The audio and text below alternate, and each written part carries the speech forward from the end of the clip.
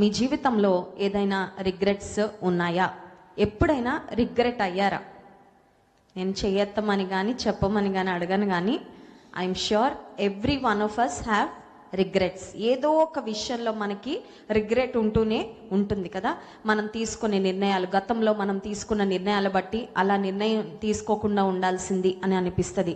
ఒక మాట అనేస్తాము, ఆ తర్వాత ఎందుకన్నానా అని రిగ్రెట్ అవుతూ ఉంటాం. కొన్ని రకాలైన ఫైనాన్షియల్ ఇన్వెస్ట్మెంట్స్ మనం చేస్తాం, అవి బ్యాడ్ ఇన్వెస్ట్మెంట్స్ అయిపోయిన తర్వాత ఖచ్చితంగా రిగ్రెట్ అవుతాం. అక్కడ కాకుండా ఇంకెక్కడో పెట్టుంటే ఆ డబ్బులు ఏదో ఒక లాభం వచ్చేది కదా అని. జీవితంలో చాలాసార్లు మనం రిగ్రెట్ అవుతూ ఉంటాం. ఎస్పెషలీ పొరపాట్లు చేసిన తర్వాత ఆ నష్టాన్ని మనం భరిస్తూ ఉన్నప్పుడు, నష్టాన్ని పొందుకున్నప్పుడు మన జీవితంలో ఖచ్చితంగా మనం విచారాన్ని పొందుకుంటూ ఉంటాము. దేవుని వాక్యంలో I want to remind you 3 people who had regrets in life. దేవుని వాక్యంలో కూడా the Bible is about real people and real lifes. Bible గ్రంథంలో మనం చదివేవంతా చరిత్రే, నిజంగా వ్యక్తుల జీవితాలలో జరిగిన అనుభవాలను పరిశుద్ధాత్మ దేవుడు మన కొరకు వ్రాయించిన మాటలు. కాబట్టి మొదటిగా దేవుని వాక్యం నుండి 3 కుటుంబాలు మీకు జ్ఞాపకం చేస్తాను. There were people who had regrets in the Bible. మొట్టమొదటిగా మనం ఆలోచన చేసినట్లయితే ఆదికాండ గ్రంథంలో అబ్రహాము యొక్క కజిన్, అబ్రహాము యొక్క బంధువైన లోతు కుటుంబము మనందరికీ తెలుసు. అబ్రహాము లోతులు దేవుడు అబ్రహాముకి ఇచ్చిన పిలుపును బట్టి అబ్రహాము తన స్వజనాన్ని విడిచిపెట్టి దేవుడు చూపించే దేశము వైపుగా తన ప్రయాణాన్ని ప్రారంభించినప్పుడు అబ్రహాము యొక్క బంధువైన లోతు అంటారు, అబ్రహాం గారు నేను కూడా మీతో పాటు వస్తాను అని ఒక మంచి నిర్ణయం తీసుకుంటాడు. లోతు అబ్రహాముతో పాటు హారాను నుండి తమ ప్రయాణాన్ని ప్రారంభించినట్లుగా దేవుని వాక్యంలో మనం గమనిస్తాం. అయితే కొంతకాలం అయిన తర్వాత as they were travelling together, వారిని అబ్రహాము కుటుంబాన్ని, లోతు కుటుంబాన్ని దేవుడు బ్లెస్ చేయడం మొదలు పెడతారు. ఆశీర్వాదం ఎక్కువైపోతా ఉంది. ఇప్పుడు అబ్రహాము యొక్క గొర్రెల కాపర్లకు, లోతు గొర్రెల కాపర్లకు గొడవ వచ్చింది. ఆ సమయంలో అబ్రహాం అంటాడు, మనం బంధువులము, మనం గొడవలు పడడానికి వీల్లేదు, కాబట్టి సమాధానకరంగా వి విల్ పార్ట్ వేస్ అని. అప్పుడు అబ్రహాం లోతుకు చెప్పిన మాట ఏంటంటే, లోతు you make the first move, you make the first choice. నువ్వు ఒకవైపు ఎంపిక చేసుకుంటే నేను మరొక వైపుకు వెళ్తాను. I will take what is left. మొదటి చాయిస్ అయితే నీకే ఇస్తున్నానని అబ్రహాం లోతుకి ఫస్ట్ చాయిస్ ఇచ్చినప్పుడు లోతు సొదొమ గొమొర్రా అనే ప్రాంతాన్ని ఎంచుకొని ఆ ప్రాంతానికి వెళ్తాడు. కానీ వాక్యంలో వ్రాయబడిన మాట ఏమని ఉంటుందంటే, సొదొమ గొమొర్రా ప్రాంతము చాలా సస్యశ్యామలంగా, చాలా బ్లెస్సెడ్ ల్యాండ్గా కనపడినప్పటికీ బయటకి కనబడిన బ్లెస్సింగ్ కన్నా మనుషుల హృదయాలలో పాపం చాలా అత్యంత భయంకరంగా ఉంది అని లోతు తెలుసుకుంటాడు. బట్ అప్పటికే సెటిల్ అయిపోయాడు. ప్రాబబ్లీ ఇల్లు కట్టేసుకొని ఉంటాడు. అప్పటికే తన స్థలాలు, పొలాలు, లేకపోతే వాట్ ఎవర్ అక్కడ సెటిల్ అయిపోయాడు. ఇప్పుడు ఆ పరిస్థితిలో నుండి బయటకి రాలేక దేవుని వాక్యంలో ఒక మాట ఉంటుంది, నీతిమంతుడైన లోతు తన హృదయంలో మనసులో నొచ్చుకుంటూ అక్కడ బ్రతికాడంట. అక్కడ పాపంలో లోతు అయితే ఏకీభవించలేదు, కానీ హీ వాజ్ నాట్ హ్యాపీ. ఎందుకంటే నేను అనుకున్న ఆశీర్వాదం ఇక్కడ నిజంగా లేదు. ఫిజికల్ ప్రాస్పెరిటీ ఉంది, కానీ ఈ సొదొమ గొమొర్రా ప్రాంతంలో ప్రజలు చాలా దుష్టులు, చాలా పాపులు. అయ్యో ఇలాంటి వారి మధ్యలో నేను బ్రతుకుతున్నానే అని ఎంతో బాధపడుతూ అక్కడ బ్రతికాడు.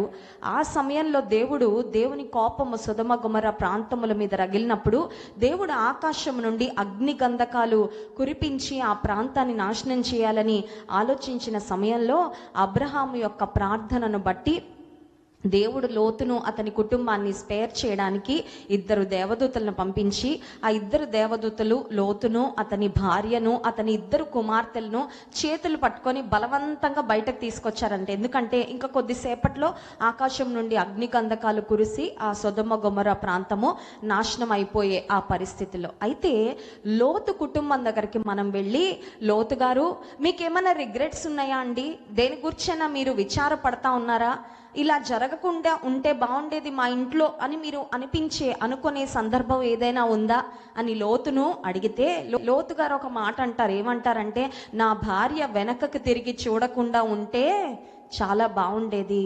అందుకే యేసయ్య కూడా సువార్తలలో మనం గమనించినట్లయితే యేసుక్రీస్తు ప్రభువారు లోతు భార్యను గురించి ప్రస్తావిస్తూ, లోతు భార్యను జ్ఞాపకం చేసుకోండి అని అన్నారు. ఎందుకు అంటే ఆమె వెనుదిరిగి ఉప్పు స్తంభము అయిపోయింది. లోతు జీవితంలో లోతుకు ఒక రిగ్రెట్ ఉంది. ఉప్పు స్తంభం అయ్యాక ఇంకా ఆమెను వెళ్ళి ఇంటర్వ్యూ చేయడానికి ఎలాంటి అవకాశం లేదు. ఎందుకంటే నిర్జీవమైన ఒక ఉప్పు స్తంభంగా మారిపోయింది. కానీ లోతు కుటుంబాన్ని మనం వెళ్ళి అడిగితే లోతు ఖచ్చితంగా చెప్తాడు. ఏమనంటే, నా భార్య వెనుకకు తిరగక ఉండుంటే బాగుండేది, నా భార్య దేవుని మాటకు విధేయత చూపించి ముందుకే సాగుండుంటే చాలా బాగుండేది. రెండవదిగా మనం చూసినట్లయితే అపోస్తల కార్య గ్రంథంలో ఆది సంఘంలో అననీయ సప్పీరా అనే ఒక కుటుంబం మనకు కనపడతారు. వారికి ఉన్న ఒక పొలాన్ని వారు అమ్ముతారు. అమ్మిన తర్వాత అపోస్తలుల వద్దకు ధనాన్ని తీసుకొని వచ్చి వారు అబద్ధం ఆడతారు. ఏమనంటే, మేము ఇంత ధనానికి అమ్మాము, అమ్మిన ధనమంతా తీసుకొచ్చి మీకు ఇస్తున్నామని అబద్ధం ఆడతారు. నిజానికి కొంత దాచుకొని కొంత తీసుకొచ్చారు. వారు అబద్ధం ఆడకుండా అపోస్తలులకు వచ్చి, మేము కొంత మా కొరకు ఉంచుకున్నాము, కొంత మేము దేవుని పనికి ఇవ్వాలనుకుంటున్నాం అని యథార్థంగా ఆనెస్ట్గా మాట్లాడుంటే బాగుండేది. అననీయ సప్పీరా భార్య భర్తలు ఇద్దరూ ఒకటే మాట మీద నిలబడ్డారు. ఇద్దరూ అబద్ధం ఆడారు. ఇద్దరు కూడా మరణించినట్లుగా వాక్యాలు మనం చదవగలము. అననీయ సప్పీరా యొక్క బంధువుల వద్దకు మనం వెళ్ళి, మీకు ఏదన్నా విచారం ఉందా అని అడిగితే వారు అంటారు, అననీయ సప్పీరా అబద్ధం ఆడి నష్టపోకుండా ఉంటే ఎంత బాగుండేది అని మాకు అనిపిస్తుందండి అని. మూడవ వ్యక్తిని నేను మీకు జ్ఞాపకం చేసి ముందుకు వెళ్ళిపోతాను. మూడవ వ్యక్తి ఎవరంటే, తన జీవితంలో డీపెస్ట్ రిగ్రెట్ కలిగిన వ్యక్తి అండి. యేసుక్రీస్తు ప్రభువారి 12 మంది శిష్యులలో ఒకడిగా ఎంపిక చేయబడిన ఇస్కరియోతు యూదా. He was with the best teacher, he was with Jesus. దైవ మానవుడుగా దేవాది దేవునితోనే ఉన్నాడండి. కానీ విచారం ఏంటంటే, భక్తి వంట పట్టించుకోలేదు. దేవునితోనే ఉన్నాడు, ఏసైతోనే తిరిగాడు, ఏసై బోధలు విన్నాడు, ఏసై చేసిన అద్భుతాలన్నీ చూశాడు. కానీ ఇస్కరియోతు యూదా యొక్క హృదయంలో మరి దేవునికి చోటు ఇవ్వలేదు, అపవాదికి చోటు ఇచ్చాడు.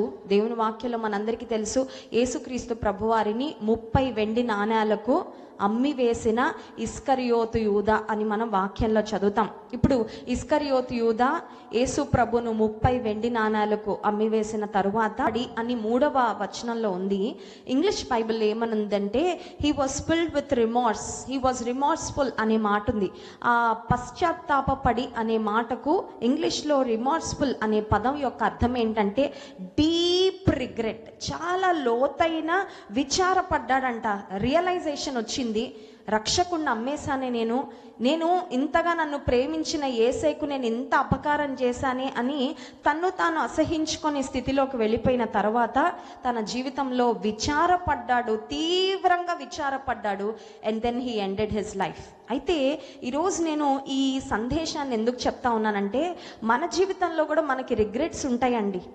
మన రిలేషన్షిప్స్ విషయంలో రిగ్రెట్స్ ఉండొచ్చు, మన కెరియర్ చాయిసెస్ విషయంలో మనకు రిగ్రెట్స్ ఉండొచ్చు, మనం చేసిన ఇన్వెస్ట్మెంట్స్ విషయంలో రిగ్రెట్స్ ఉండొచ్చు, మనం మాట్లాడిన మాటల విషయంలో రిగ్రెట్స్ ఉండొచ్చు, మనం ఇతరులతో ప్రవర్తించిన విధానం బట్టి మనకు రిగ్రెట్స్ ఉండొచ్చు. అయితే రిగ్రెట్ కేవలం విచారపడి మనల్ని మనం బాధించుకోవడం కాదు. That is not the solution.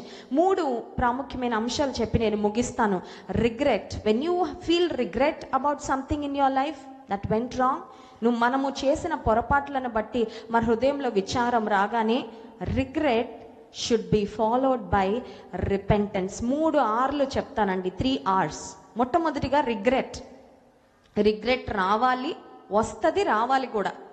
ఎన్ని చేసినా, ఎంత తప్పు చేసినా మనల్ని మనం సమర్థించుకుంటూ నేను కరెక్టేనండి, ఎదుటి వారిదే తప్పు అని అన్నామంటే కంప్లీట్గా మనం రాంగ్ ట్రాక్లో ఉన్నట్లు. కానీ దేవుని బిడ్డలుగా ఆయన రక్తం చేత కొనబడి రక్షణ పొందిన తర్వాత ఖచ్చితంగా మన హృదయంలో దేవుడు మాట్లాడుతూ ఉంటాడండి. మనం పొరపాటు చేయగానే అదొక తప్పుడు మాట అయినా, అదొక తప్పుడు చూపైనా, ఏ చిన్న పొరపాటు చేసినా, చిన్న డిస్ట్రాక్షన్ అయినా దేవుడు వెంటనే గద్దిస్తాడు, నువ్వు అలా చేయకూడదు కదా.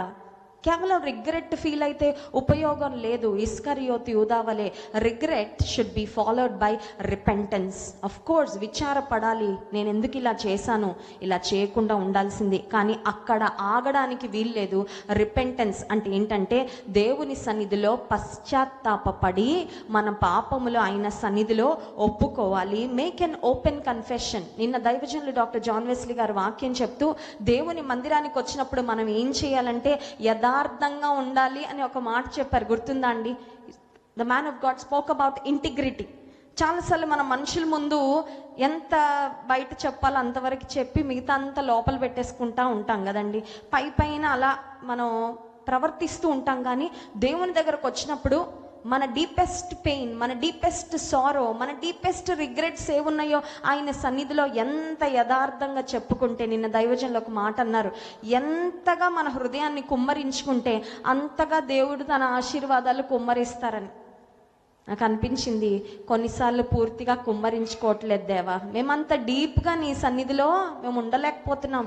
ఏదో పైన 2 మాటలు దేవునితో చెప్పి కొంచెం సహవాసం చేస్తే సరిపోద్దులే అన్నట్లుగా కొన్నిసార్లు దేవునితో మన రిలేషన్షిప్ ఒక డీపర్ లెవెల్లోకి వెళ్లకుండా అది పైన ఒక చిన్న మనుషులతో మనం పలకరింపుగా మాట్లాడి వెళ్ళిపోతూ ఉంటాం చూడండి, అలా ఉంటుంది. కానీ దేవుడు కోరుకుంటున్నది ఏంటంటే ఆయనతో మనం అత్యంత సన్నిహితమైన సంబంధాన్ని కలిగి ఉండాలని. So regret must be followed by repentance. మన పాపాలు మొదటగా మనం దేవుని సన్నిధిలో ఒప్పుకోవాలి. ఒప్పుకొనని పాపాలు కొన్నిసార్లు మన జీవితంలో ఒక పెద్ద లిస్ట్ ఉంటుందండి. చాలాసార్లు మనం వారు నా విషయంలో తప్పుగా ప్రవర్తించారండి, వీరు నన్ను బాధ పెట్టారండి అని మనం ఎదుటి వారిని పాయింట్అవుట్ చేస్తూ ఉంటాం. వాళ్ళు ఇట్లా చేశారు, వీళ్ళు ఇట్లా చేశారు, వాళ్ళని నేను ఎట్లా క్షమించాలని. ఎదుటి వారు మన ఎడల చేసిన తప్పిదాల గురించి మనం అన్ని గుర్తుపెట్టుకుంటాం, రిమైండర్స్ ఉంటాయి మనకి. వాళ్ళని చూడగానే ఆ గాయం మళ్ళీ రేపుకొని మనల్ని మనం మళ్ళీ బాధించుకుంటూ ఉంటాం. కానీ మనం చెయ్యని విషయం ఏంటంటే, మనము ఏ తప్పిదాలైతే చేసి వాటిని ఒప్పుకోకుండా ఉంచుకున్నామో అవి మాత్రం మనం గుర్తు తెచ్చుకోం, వాటిని మాత్రం మనం జ్ఞాపకము చేసుకోము. తప్పిపోయిన కుమారుడు తండ్రి ఇంటిని విడిచిపెట్టి వెళ్ళిన తర్వాత, తండ్రి వద్దకు వచ్చిన తర్వాత, బుద్ధొచ్చిన తర్వాత, నేను దేవునికి విరోధంగా, నీకు విరోధంగా పాపం చేశాను తండ్రి అని before the relationship was restored, తండ్రితో ఉన్న ఆ అనుబంధం తిరిగి తనకి రావడానికి ముందు ఆ తప్పిపోయిన కుమారుడు ప్రాడిగల్ సన్ చేసిన పని ఏంటంటే ఒప్పుకున్నాడు, తండ్రి దగ్గర క్షమాపణ కోరుకున్నాడు. నీవు నేను ఎవరిని అడిగినా అడగకపోయినా ఖచ్చితంగా మనము దేవుని దగ్గర ఒప్పుకోవాల్సిందే, దేవుని సన్నిధిలో మనం కన్ఫెస్ చేయాల్సిందే. When regret is followed by repentance, we will see release and reward.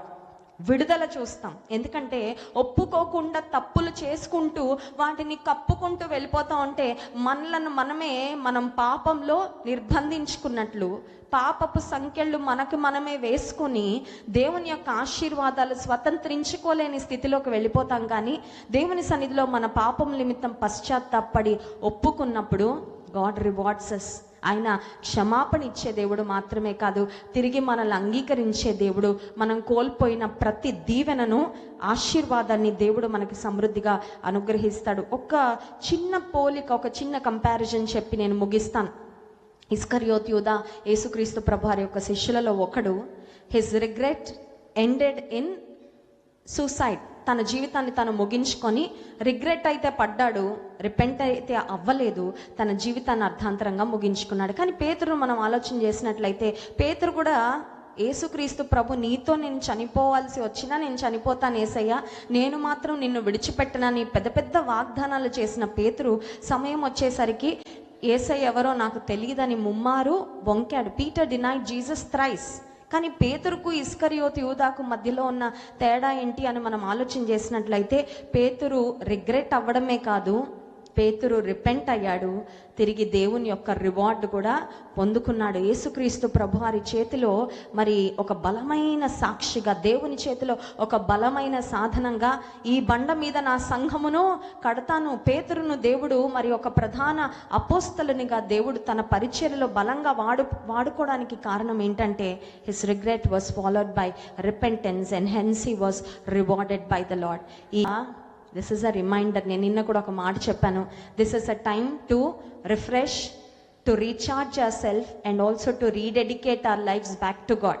ఈ బిజీ లైఫ్స్లో చాలాసార్లు మనం రిఫ్రెష్ అవ్వమండి. దేవుని వాక్యము ఒక water, the word of God is compared to water. దేవుని వాక్యము చేత ఉదక స్నానము చేయబడాలనే మాట లేఖన భాగంలో మనం గమనిస్తున్నాం. సో దేవుని వాక్యం, the word of God refreshes hour spirit. మనం ఎలా అయితే వాటర్ దాగి రిఫ్రెష్ అవుతూ ఉంటాం, దేవుని వాక్యం మన ఆత్మలను నూతన పరిచేది. So we will be refreshed in the presence of God. రెండవదిగా, సమస్యలలో, ఇబ్బందులలో, చికాకులలో మనం చాలాసార్లు అలిసి సొలిసిపోయి ఉంటాము. కానీ దేవుని సన్నిధిలో God recharges us and fills us with his strength. So దేవుని సన్నిధిలో నూతన బలాన్ని మనం పొందుకుంటాం. మూడవదిగా, this is a time to rededicate our lifes. అయ్యా, ఇదిగో మళ్ళీ నీకు నా జీవితాన్ని అప్పగించుకుని, మళ్ళీ నా జీవితాన్ని నీ చేతిలో పెడుతున్నా.